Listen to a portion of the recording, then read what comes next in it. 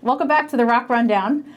The one thing in Washington and in communications specifically is about when to make news and when not to make news. So there's a couple of things this week that I think I wanted to bring up, and I was curious about your take on. The first one is World Cup all the time, right? Mm-hmm. Everybody's really excited about World Cup, but there was a bit of news around the president getting involved and whether or not that was the right call to maybe make public. I'm curious, Rodell, you're probably watching the World Cup closely.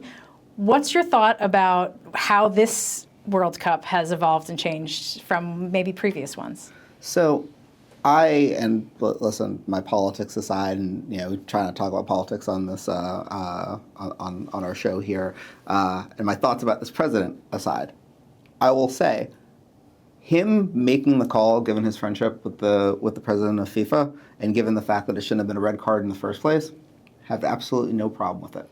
It's actually, in some ways, it's one of the more admirable things.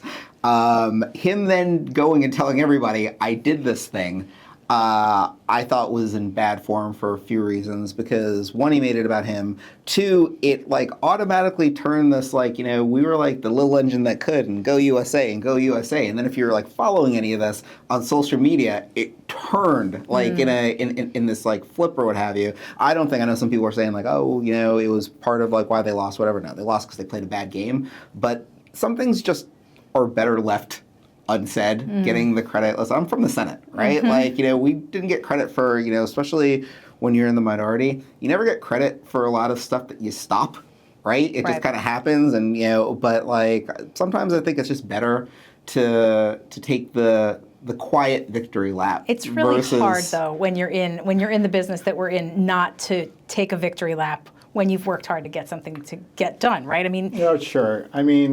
Additionally, what it did is it set us up to make us seem as if we were going to go and win the whole World Cup.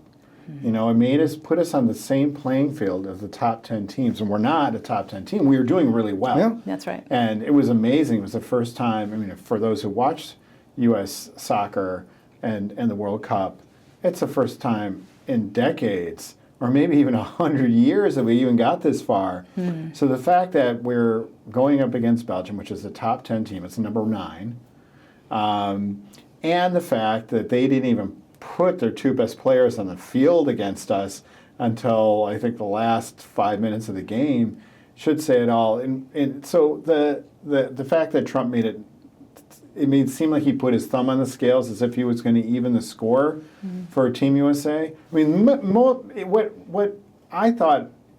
What I really liked is that it didn't ruin it for millions of Americans who were still rooting for Team USA and hoping they still had a chance. Mm-hmm. But after you watched the game and you watched our team versus their team, you realized how ingrained soccer is in Europe. They start at age 5 and then they go to 18, and those team players, those members on that team, have known each other since they were kids. Mm-hmm. And our players, they come from all over the world, all over the United States. They don't have that same muscle memory, the same patterns, the same formulas that the other folks do. You just could tell they were playing at a much higher level. It reminded me too about how old all of the other nations are, as opposed to the U.S. Someone made, I forget who it was, I think it might have been Colin Cowherd on Fox. He said something along the lines that Manchester United is older than the United States. Mm-hmm. So, yeah. So, listen, I'm very proud of our team. Didn't like seeing that game against Belgium, but continue to get better. And this really is about a building process, right? So, we need to continue to build, but I know it's possible. I go back to because not to make we're this all in America. Because we're Americans. Country in the world. We're Americans. I wasn't going to say that, but I also agree with that. No, the reason I was going to say that, the reason I know that it's possible is that I go back to 1992, not to age myself, and the Dream Team, and how we dominated. You were 30 back then, how we dominated basketball. Yeah. And the United States is still the dominant force in basketball. But if you look at how from 1992 up until now how European nations have started to catch up and invest more in basketball and to make that more of a priority and to kind of see like some of these teams like, I think we're going to win in 2028 in the Olympics, but like I think we're going to face some very stiff competition. And if other, countries can do that with basketball, we can do that with soccer. But this isn't a sports show, so we have to get back to we're gonna politics. cut that out. We're going to have to. Sorry. This is my favorite show I know, we've done right? thus far. Right. Okay. What's cool is the intersection of politics and sports. This summer has really felt a lot like that between the World Cup. We're talking about all of the things that are happening. But there has been a couple of stories that surprise me still to this day. We talk about how everything is out in the open. Everybody knows everything, social media, you name it. But the health of the former Senate Majority Leader is still very closely held, whether or not, and what the status of Senator McConnell's health is.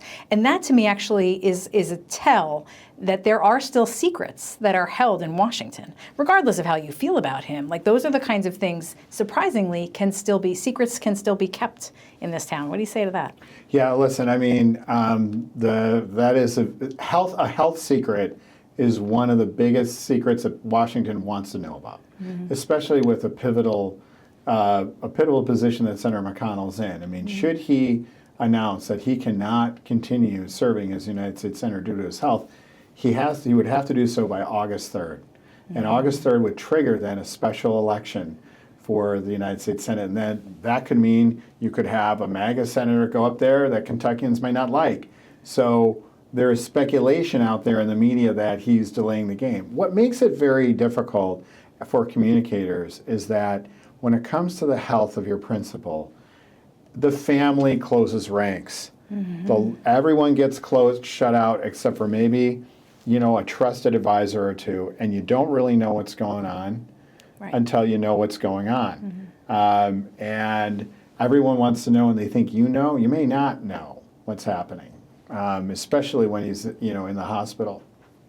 We tend to forget that they're human too. I think that's another piece of it. Yeah, to me the interesting thing about this is the fact that there are secrets, but I will say this though, and I think maybe it is because it is the former Senate Majority Leader, and thoughts and prayers to him and his family. I don't know what he's going through. I don't think anyone knows what he's going through. But there could have been a time when this could have happened and people would have just shrugged.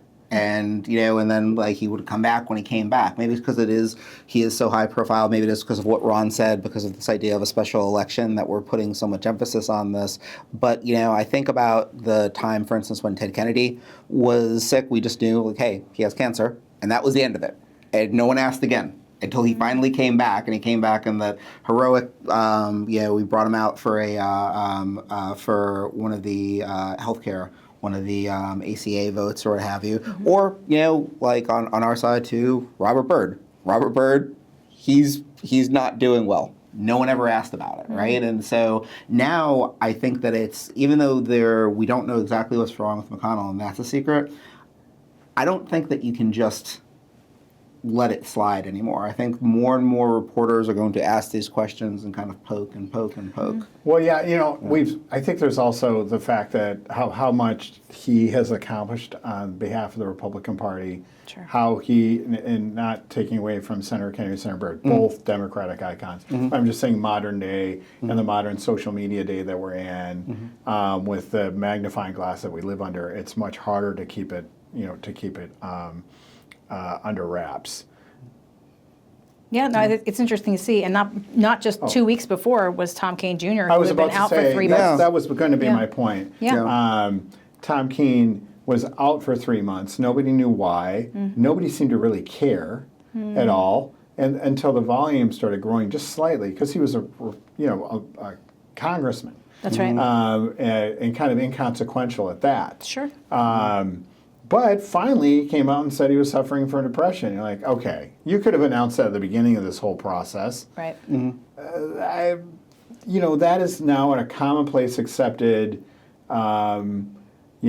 disorder. That's right. That millions of Americans go through every year. It makes me wonder, though, if health is still the last bastion of where respect and certainly there are people agitating and wanting to know what's happening with Senator McConnell, but maybe health is still the last held secret that people still allow you to keep. I think for some of the older members, and this might be maybe a little more of a Senate thing, but even the House thing, let's just say the older members that have been there for some time, I think the answer to that is yes, because I can think of times where there seems to be grace there. I can think of when Senator Tim Johnson, and once again dating myself, he had a stroke. He was gone for a year.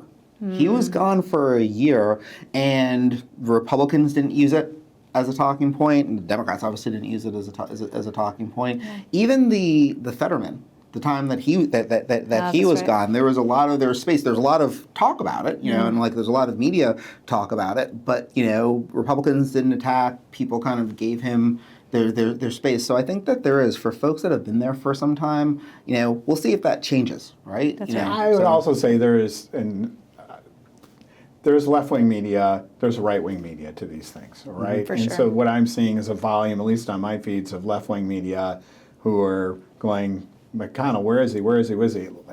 Also CNN, where is he? Where is he? Where is he? Kind of pounding the drum, where I think a lot of other people don't necessarily care.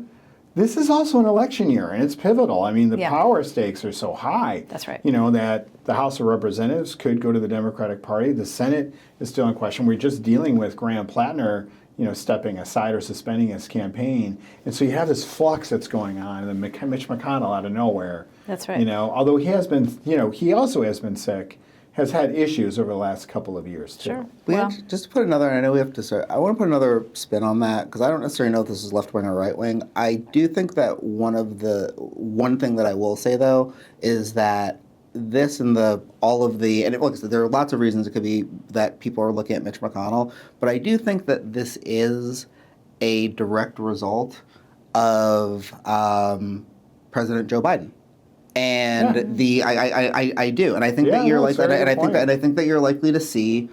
He was in perfect health. And I think he was in perfect health, but you know, but also at the same point in time, I'm joking. Yeah, but like at the same point in time, you know, I mean, like, listen, had the horrible debate, people started questioning, so on and so forth. So I think that this is going to, I think you start there, and I think that it is going to be harder, even though I do think some of the older folks are probably a little bit more attuned to some of these health things, and it might be one because they themselves are older, and two, that they've actually seen this like a few other times. Pete Domenici, like I said, Robert Burt. I mean, there's a litany of folks that they're strong pull. Yeah, there's a good pull. There are a litany of people. It's too bad. Heflin. You going to talk about him? It's too bad that at least 60% of the people that are watching this have no idea the people we're talking about. But for those people that do understand, they're like, I mean, this is not a new thing, but I do think given what happened with President Biden, I think you're going to continue to see more scrutiny. Also, the person's health is protected by healthcare laws. You have the HIPAA laws. That's a good point. And that clamps everything down and becomes sort of the behind the wall of the healthcare law. Like, where are these people? Is Senator McConnell healthy? Well, doctors can't talk about it. The hospital can't talk about it. No one can talk about it who doesn't know. That's right. I mean, who may know, but would be violating the law if they did. Right. That's another really great point. And I think we're gonna cut it there, but also too, I think it's something to watch because we have an aging president, we have aging leadership, we have aging legislators. It's going to continue to be evolving and changing. But for right now, I think you're absolutely right. It's the laws that actually protect that news from actually coming out. We'll see you next week on the ROKK Rundown. All right.